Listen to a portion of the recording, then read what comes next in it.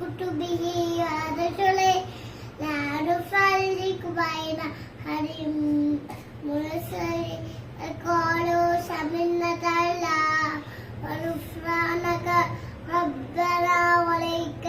المصير لا نكلف الله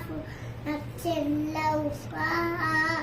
لها ما كسبت وعليها ما اكتسبت ربنا عاهدنا إن نسينا أو أسرفنا ربنا ولا تحملنا ولا تقتلنا به واعف عنا